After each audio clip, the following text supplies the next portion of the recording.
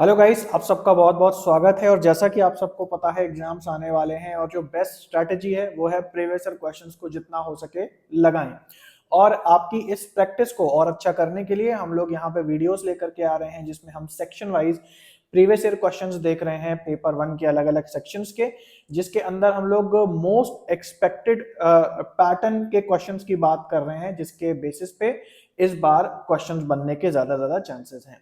तो आज मैं आपको कम्युनिकेशन सेक्शन जो पेपर 1 का है उसके कुछ इंपॉर्टेंट प्रीवियस ईयर क्वेश्चंस को कराऊंगा, सही आंसर भी बताऊंगा और एक्सप्लेन भी करूंगा कि आखिर वो आंसर क्यों आया है। तो अगर आप प्रैक्टिस करना चाहते हैं क्वेश्चंस की तो जरूर से इस वीडियो को पूरा देखें। और इसके अलावा मैंने काफी सारे वीडियोस बना दिए हैं ऑलरेडी इस चैनल पे, जिसपे कि हम प्रीवियस ईयर क्वेश्चंस को पढ़ते हैं, उनका आंसर साथ में समझते हैं और फाइनली मैं उनको अच्छे से एक्सप्लेन करता हूं। तो अगर आप एग्जाम से पहले वो पूरी प्लेलिस्ट भी देख लेते हैं तो उससे भी आपकी बहुत अच्छी प्रैक्टिस हो जाने वाली है प्रीवियस ईयर क्वेश्चंस की।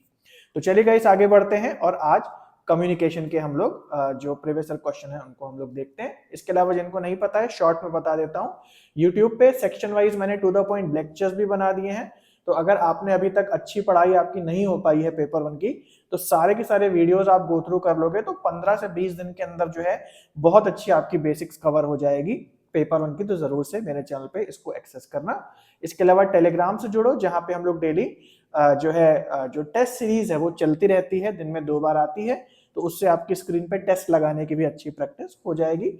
और वही चीज व्हाट्सएप चैनल पे भी अवेलेबल है, तो इसे भी आप ज्वाइन कर सकते हो। और इसके अलावा जैसा आपको पता है हमारी पेड सर्विसेज भी हैं, पेड कोर्सेज और section wise previous year questions आप और अच्छी प्रैक्टिस करना चाहते हैं टेस्ट सीरीज की फॉर्म में, उसके लिए जिसके बारे में हम वीडियो के एंड में बात करेंगे। तो चलिए गाइस बिना डिले के आगे बढ़ते हैं और कम्युनिकेशन के most expected previous year questions को लगाना स्टार्ट करते हैं। सो गाइस ये क्वेश्चन काफी इंपॉर्टेंट है, कम्युनिकेशन सेक्शन से है पेपर 1 में, अगस्त 2024 का क्वेश्चन है। हालांकि कॉमन सेंसिकल है, बट क्योंकि इलेक्ट्रॉनिक जो चीजें हैं या जो टेक्नोलॉजी है इसका जो एक तरीके से क्वेश्चन पैटर्न है वो बहुत ज्यादा आ रहा है, तो सबसे इंपॉर्टेंट क्वेश्चन है, इसको ध्यान से देख लेते हैं। यहाँ कह रहा है which of the following statements are true in the context of web conferencing. तो जब वेब कॉन्फ्रेंसिंग होती है, आप सबको पता है स्काइप के माध्यम से, गूगल टीम्स के माध्यम से, जूम के माध्यम से ऑनलाइन मीटिंग्स होती हैं, वेब कॉन्फ्रेंसिंग होती है।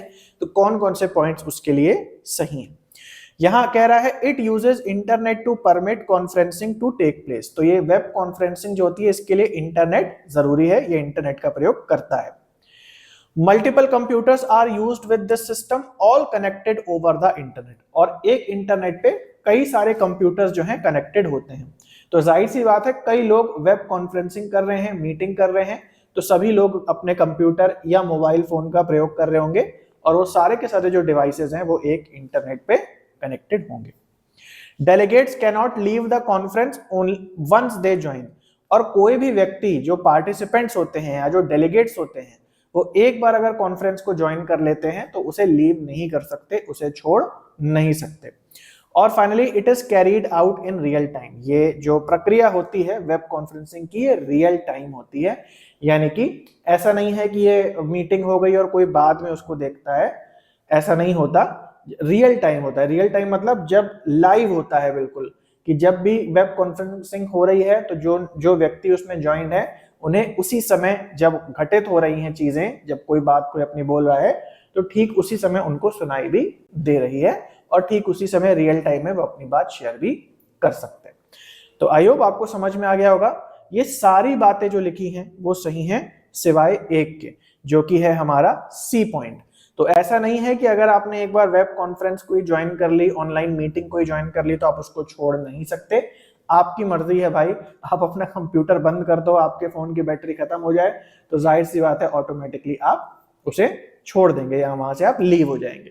तो केवल सी पॉइंट सही नहीं है, ए, बी और डी यानी कि जो फोर्थ ऑप्शन है वो करेक्ट ऑप्शन है। सो गाइस अगला क्वेश्चन देखते हैं, कम्युनिकेशन सेक्शन से है, सितंबर 2024 में आया है और काफी ज्यादा कॉमन सेंसिकल क्वेश्चन है, आप आराम से समझ जाएंगे इसको जब आप देखेंगे। तो यहाँ कह रहा है many modern scholars consider the following as positive aspect of communication, which of them are true. कह रहा है ये 4-5 पॉइंट्स लिखे हैं कम्युनिकेशन के बारे में, इसमें कौन से पॉजिटिव एस्पेक्ट को यानी कि सकारात्मक पहलू दर्शाते हैं कम्युनिकेशन का। तो देख लेते हैं कौन कौन से सकारात्मक है और कौन कौन से नकारात्मक है। तो यहाँ पहला पॉइंट कहता है communication helps to create knowledge, यानी कम्युनिकेशन की मदद से हम नई नई जानकारी शेयर कर सकते हैं और उत्पन्न कर सकते हैं। It defines the human goals, यानी कि इससे जो इंसान है वो अपने लक्ष्यों को भी परिभाषित कर सकता है। और कम्युनिकेशन यानी कि एक भाषा, यानी कि विचारों को शेयर करना, जिससे कि अपने थॉट्स अगर ह्यूमन क्लियर करेगा तो जाहिर सी बात है उसके गोल्स भी क्लियर होंगे। It supports efforts to change social norms, तो सोशल नॉर्म्स यानी कि जो समाज की चली आ रही प्रथाएं होती हैं, कम्युनिकेशन के माध्यम से वो बदलती भी हैं। जैसे आप देखते हैं मीडिया का हमारे संस्कृति और जो हमारा सामाजिक सोचने समझने का तरीका है उस पर बहुत प्रभाव पड़ता है। तो कम्युनिकेशन के माध्यम से ही जो है चेंजेस भी, सोशल चेंजेस भी आते हैं। It makes simple task complex, ये जो सरल चीजें होती हैं उन्हें भी बहुत कॉम्प्लेक्स बना देता है। अब जाहिर सी बात है कि सबसे पहले तो कम्युनिकेशन सरल कर देता है चीजों को, कॉम्प्लेक्स नहीं कर देता है। चीजों को समझना कम्युनिकेशन के द्वारा सरल हो जाता है, आसान हो जाता है। तो यहाँ डी पॉइंट गलत हो जाएगा। It promotes propaganda techniques all the time, और हर समय कम्युनिकेशन जो है इससे प्रोपागेंडा टेक्निक्स का प्रमोशन होता है या उनको बढ़ावा मिलता है। तो ये बात सही है कि कम्युनिकेशन का प्रयोग करके प्रोपागेंडा भी किया जा सकता है। प्रोपागेंडा मतलब अपने हित के लिए जनता को परसुएट करना, उनको भड़काना या फिर उनको अपने हित में कुछ काम कराने के लिए उन्हें तैयार करना, है ना। तो ये प्रोपागेंडा है। बट हमेशा ऑल द टाइम तो ऐसा नहीं होता, और ये प्रोपागेंडा जो है एक नेगेटिव एस्पेक्ट भी कहलाएगा। हमें केवल पॉजिटिव एस्पेक्ट्स को फाइंड करना है। तो यहाँ पे जाहिर सी बात है डी और ई नहीं होगा, ए बी सी सही होगा, यानी कि फोर्थ ऑप्शन सही है। ये क्वेश्चन ध्यान से देखिए, अच्छा क्वेश्चन है। जनरली जो है हमारे पेपर 1 में बहुत लेंदी क्वेश्चंस होते हैं, लेकिन कभी कभी वन लाइनर्स भी होते हैं, लेकिन वो वन लाइनर्स कभी कभी थोड़े कठिन भी समझने में हो सकते हैं। तो ये कम्युनिकेशन सेक्शन से है और यहाँ पूछ रहा है कम्युनिकेशन इज कॉन्टिन्यूअसली, कम्युनिकेशन निरंतर रूप से क्या हो रहा है। कम्युनिकेशन निरंतर रूप से इवॉल्व हो रहा है, यानी विकसित होता जा रहा है, निरंतर रूप से नकारात्मक या नेगेटिव होता जा रहा है, निरंतर रूप से स्टैग्नेंट या स्थिर होता जा रहा है, या निरंतर रूप से सब लिमिनल या अचेत होता जा रहा है ना, सबलाइम होता जा रहा है, निष्क्रिय होता जा रहा है। तो बहुत आसान है, कम्युनिकेशन क्या होता जा रहा है, धीरे धीरे इवॉल्व होता चला जा रहा है। यानी कि जैसे जैसे मनुष्य की सभ्यता आगे जा रही है वैसे कम्युनिकेट करने के नए नए तरीके, नए नए शब्द इवॉल्व हो रहे हैं, नए नए तरीके इवॉल्व हो रहे हैं, और ओवरऑल जो है कम्युनिकेशन बढ़ रहा है। जैसे फॉर एग्जांपल पहले आपको पता है कम्युनिकेशन के लिए लोग आपस में बातचीत करते थे, फिर न्यूज़पेपर आए, फिर रेडियो आया, फिर टीवी आई, अब सोशल मीडिया आया। तो कम्युनिकेशन क्या हो रहा है, धीरे धीरे इवॉल्व हो रहा है, इसलिए फर्स्ट ऑप्शन सही है। ये क्वेश्चन अगस्त 2024 से है, कम्युनिकेशन के टाइप से, और कम्युनिकेशन का टाइप काफी ज्यादा इंपॉर्टेंट जो है चैप्टर है कम्युनिकेशन के अंदर, और इस प्रकार से थोड़े कंफ्यूजिंग यानी कि प्रैक्टिकल बेस्ड क्वेश्चंस जो है वो आपको देखने को मिल सकते हैं। तो यहाँ पे 4-5 चीजें दी हैं, 4-5 एग्जांपल्स दिए हैं, interviews, newspaper, classroom and meditation. और ये किस प्रकार के कम्युनिकेशंस हैं, तो ये आपको मिलाना है, group communication, intrapersonal, interpersonal and mass communication. तो बहुत इजी है, अगर आप ध्यान से देखें तो जो इजी आपको लगता है आप पहले वो मिला लें। तो मैच द कॉलम में जो भी आपको समझ में आ रहा है पहले आप वो देख लें और उसके हिसाब से ऑप्शंस को देखें। जैसे फॉर एग्जांपल न्यूज़पेपर को अगर हम देखें तो हम क्लियरली कह सकते हैं कि न्यूज़पेपर हमारा किससे जुड़ेगा, मास कम्युनिकेशन से जुड़ेगा, क्योंकि न्यूज़पेपर के द्वारा हम कईयों को एक साथ सूचना पहुंचा देते हैं। तो अब हम देखें कि कहां कहां पे जो है बी का हमको 4 ऑप्शन दिख रहा है, तो इससे हम एलिमिनेट कर सकते हैं वो पॉइंट जहां पे बी का 4th नहीं दिया हुआ है। अब इसके अलावा दूसरी चीज हमें क्या समझ में आ रही है, दूसरी चीज हमें समझ में आ रही है मेडिटेशन। मेडिटेशन हम सबको पता है अकेले में होता है, तो अगर आपने मेरे से पढ़ा है या ओवरऑल आपको प्रकार पता है कम्युनिकेशन के, तो जो भी कम्युनिकेशन अकेले में होता है वो कहलाता है इंट्रापर्सनल कम्युनिकेशन। तो जाहिर सी बात है जब आप मेडिटेट करते हैं तो अपने अंदर ही आप रहते हैं, अपने अंदर ही आप चीजों को महसूस करते हैं, है ना, तो वो हमारा इंट्रापर्सनल हो जाएगा। तो कहां पे आप अब आपको देखना है ऑप्शन में कहां पे डी का सेकंड दिया हुआ है।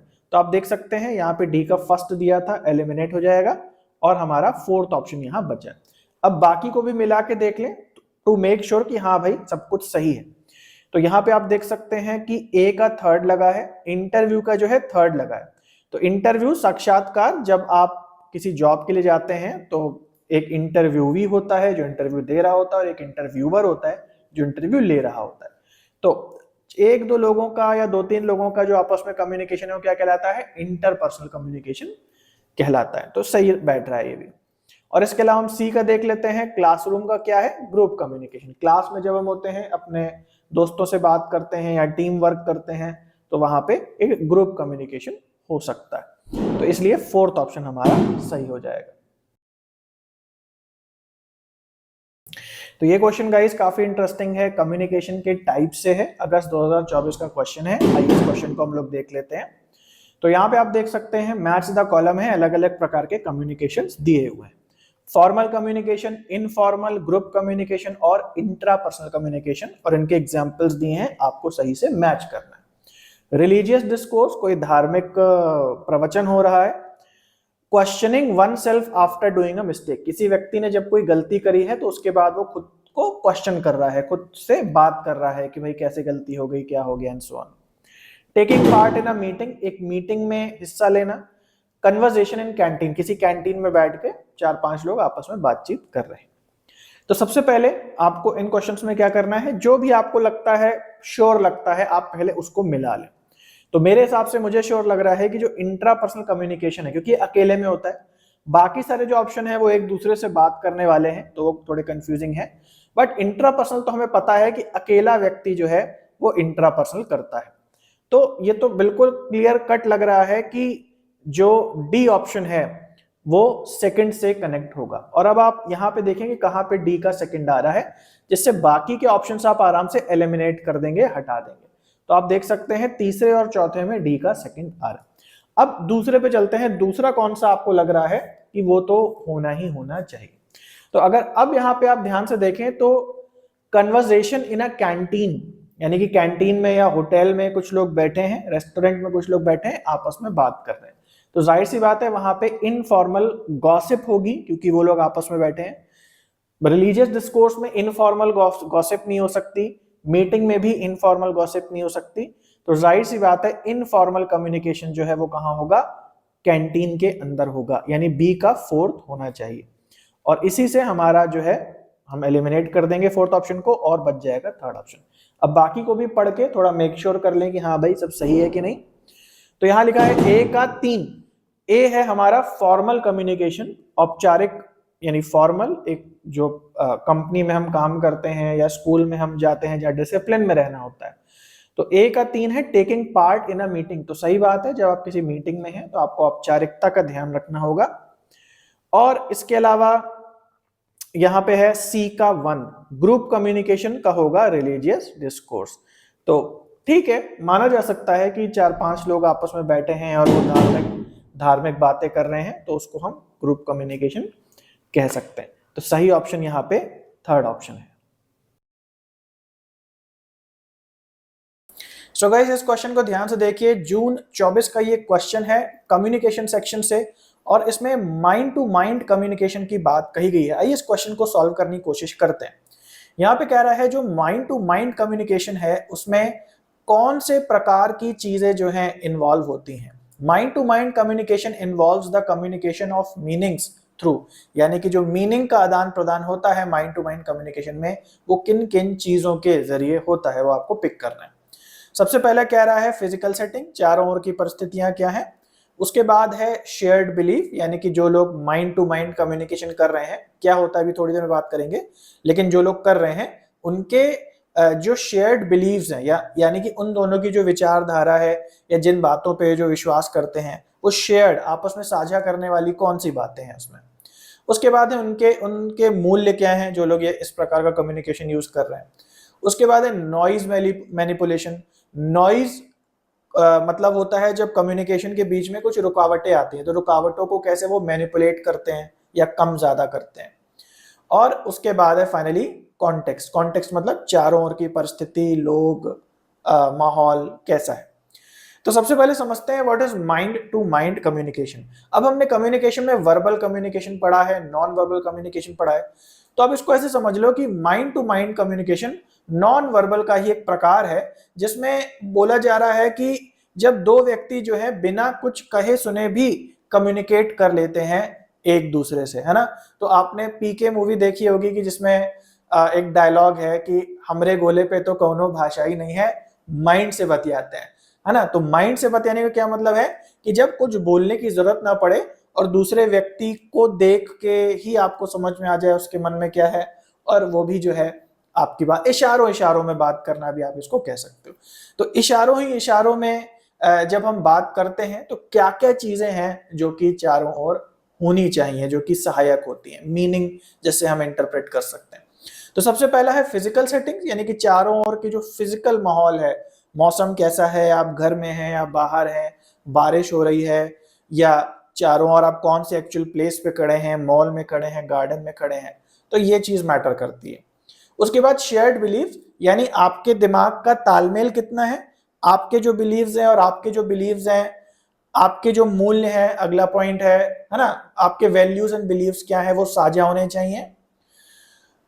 उसके बाद है नॉइस मैनिपुलेशन, यानी कि जो कम्युनिकेशन है उसमें जो नॉइज है, जो रुकावटें हैं, उसको कम ज्यादा करना। और फाइनली है कॉन्टेक्स्ट, कॉन्टेक्स्ट का एक छोटा सा पार्ट है फिजिकल सेटिंग्स, यानी कि चारों ओर का माहौल क्या है, मूड क्या है, कौन सी एक्चुअली सिचुएशन हो रही है वहां पे, तो ये सब मिला करके कॉन्टेक्स्ट बनता है। तो मैं सही जवाब सीधे बता देता हूं, इसमें एक चीज नहीं आएगी और वो है डी, जो कि है नॉइज मैनिपुलेशन। क्यों नहीं आएगी? क्योंकि जब भी माइंड टू माइंड कम्युनिकेशन होगा तो वहां अगर सारी की सारी चीजें हैं, पूरी सेटिंग है, शेयर्ड बिलीव्स हैं, वैल्यूज है, तालमेल मिलते हैं विचारों के, तो आपके चांसेस ज्यादा है कि आप बिना कुछ कहे सुने दिमाग से ही जो है कम्युनिकेट कर सकते हैं। मतलब दिमाग से एकदम ही नहीं होता पीके वाले डायलॉग के तरीके से, लेकिन फिर भी ना बोले हुए भी आप एक दूसरे को समझ सकते हैं। उसके लिए आपकी अपने वैल्यूज एंड बिलीफ शेयर्ड होने चाहिए, फिजिकल सेटिंग उस हिसाब की होनी चाहिए, और कॉन्टेक्स्ट भी, यानी कि चारों ओर का माहौल वगैरह भी वैसा होना चाहिए। बाकी नॉइस मैनिपुलेशन की जो बात है वो सही नहीं होगी। तो यहां पे जो हमारा ऑप्शन है वो ऑप्शन नंबर 3 करेक्ट हो जाएगा। सो गाइस, ये क्वेश्चन काफी इंटरेस्टिंग है और थोड़ा कॉमन सेंसिकल भी है, और आइए देखते हैं इस क्वेश्चन को। ये क्वेश्चन कम्युनिकेशन से है और समझते हैं कि इस क्वेश्चन में क्या कहा जा रहा है। बड़ी प्रैक्टिकल से यहाँ पे प्रॉब्लम जो है दी गई है। यहाँ लिखा है knowing that you find algebra more difficult than your sister does. लिखा है कि इस बात को जानना और समझना कि आपको जो है अलजेब्रा ज्यादा कठिन लगती है अपने बहन के कंपैरिजन में, यानी कि आपकी बहन को उतनी कठिन नहीं लगती जितनी आपको कठिन लगती है, इस बात को जानना और समझना। But that you could improve with practice. इसको तो जानना ही, साथ में ये भी जानना कि ये जो मेरी चीज है, ये जो मेरी मैथ से या अलजेब्रा से या बीजगणित से घबराहट है, ये प्रैक्टिस से ठीक हो जाएगी।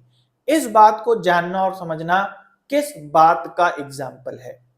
सेल्फ रेगुलेशन, खुद को रेगुलेट करना, मेटाकॉग्निशन यानी कि अपनी सोच को भी समझ लेना, सेल्फ डिसिप्लिन, खुद को डिसिप्लिन में रखना, एंड ऑटोमेशन यानी कि ऑटोमेटिक बना देना किसी काम को।